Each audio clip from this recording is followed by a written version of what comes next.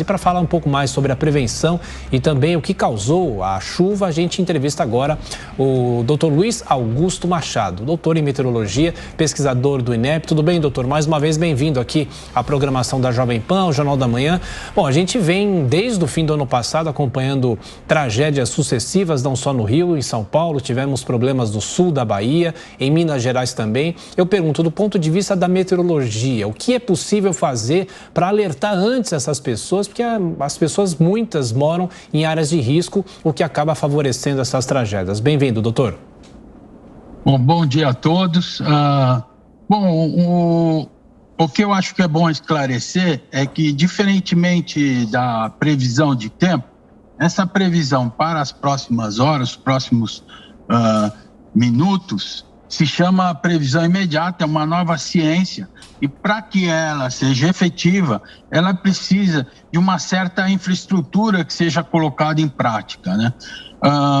Diríamos que a tecnologia, o conhecimento científico para fazer as previsões, que a gente chama de previsão imediata, nós desenvolvemos ela, eu coordenei durante 10 anos projetos da FAPESP temáticos andando por todo o Brasil.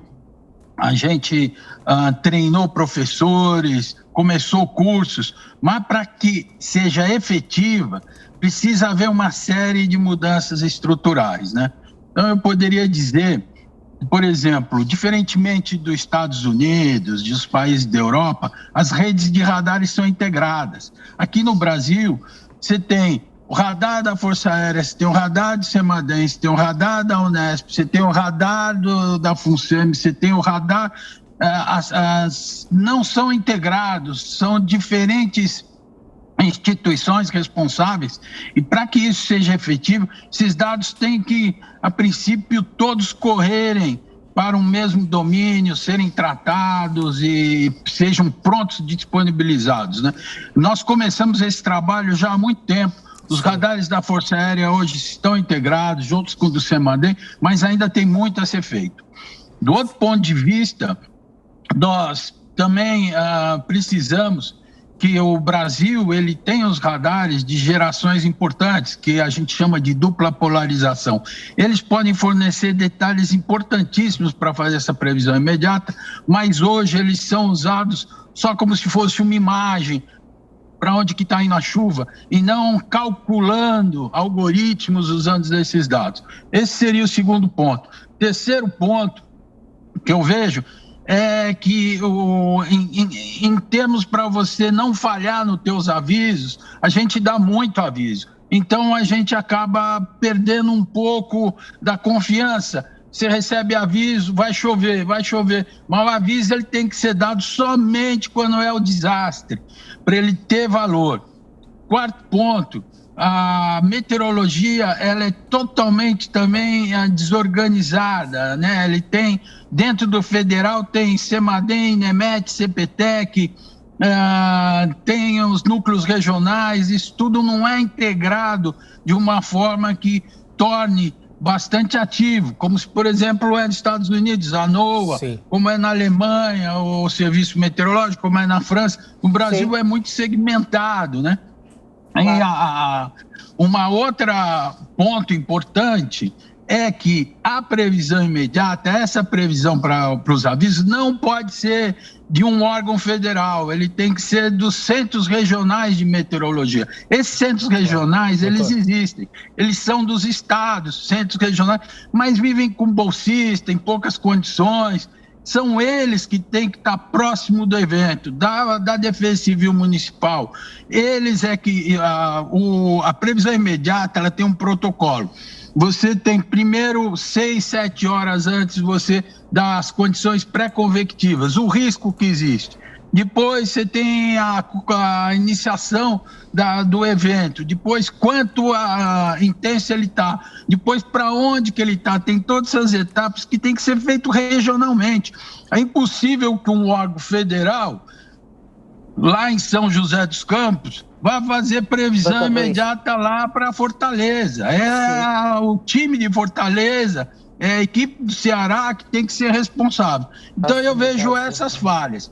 Só concluindo, há anos que na meteorologia nós brigamos por uma PEC que é para colocar que a palavra, que a meteorologia é de responsabilidade do governo, ela não está na Constituição brasileira. Seria extremamente importante que ela esteja para que os órgãos federais, para que o governo brasileiro tenha a atribuição de coordenar e juntar todas as instituições num fluxo que permita dar esses avisos. Ótimo. Doutor Luiz, quais foram as características desses temporais que atingiram o Rio de Janeiro nesse fim de semana? Foi a pior chuva da história de Angra, esses milímetros todos de água que caem em pouco tempo, já eram previstos? Essas chuvas registradas nesse começo de ano no país fazem parte dos fenômenos que devem influenciar a meteorologia nesse 2022? Até quando devem acontecer esses temporais no país?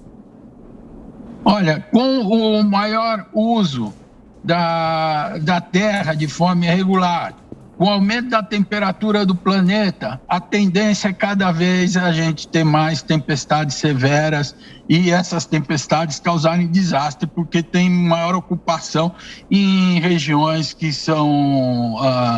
não tem a estrutura para ter moradias. Então, essas condições, elas vão ser recorrentes, elas vão ocorrer cada vez mais. Já existem estudos que mostram que a frequência desses eventos severos, eles vão estar aumentando. Não, olha, só para você ter uma ideia, em 5 anos, nós tivemos no Amazonas o recorde da maior seca e 2 recordes da maior cheia. Isso em 5 anos, recorde de mais de 100 anos. A gente está no momento, devido às mudanças climáticas, devido a essas condições que o planeta está vivendo, de estar à frente desses extremos. E o Brasil tem que estar preparado para isso, não só o Brasil, como qualquer país do mundo que está se preparando para isso. Claro. Perfeito. Doutor Luiz Augusto Machado, que é meteorologista, pesquisador do INEP, mais uma vez, obrigado pela gentileza, pela atenção, boa semana, voltaremos a nos falar. Um abraço. Muito obrigado, até logo. Obrigada.